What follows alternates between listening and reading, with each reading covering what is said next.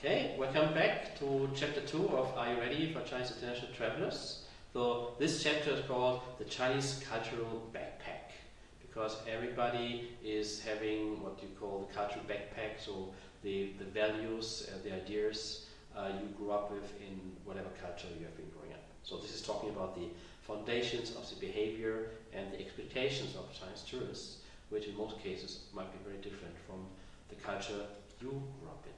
So we will look at how Chinese tourists are behaving and what are the background reasons for these, especially when they're traveling outside their own culture, outside China.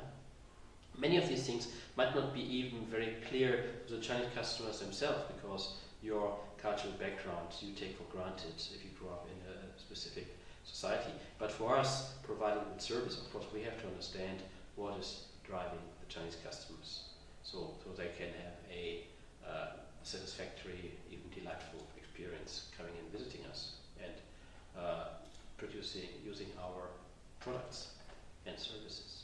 So again, this chapter has 6 sub-chapters, like every chapter, and so we will talk about what is this cultural backpack concept about.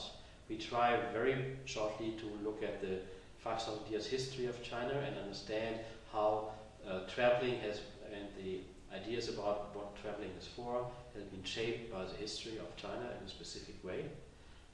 We will look at some traits of the Chinese culture, and number 1 is collectivism, so that you have to act in conformation with the group, and these groups can be different ways. We will look at the question of hierarchy, of age, of status, of gender in the Chinese society. We will look for how time and flexibility and timekeeping is seen in the Chinese culture. And we will look, of course, at China today. So China is not isolated at all from the global development. So you can see a lot of changes outside, at the outside appearance, but there's, of course, still a cultural core you have to know about. So when you finish this chapter, you will have an answer to many strange kind of behaviors you may have noticed when you have been dealing with Chinese people, and that will help you to understand much better why the Chinese are behaving in the way they are behaving. And so this will, as a transfer to practice, give you a lot of clues how to organize your specific services for Chinese visitors. So go ahead.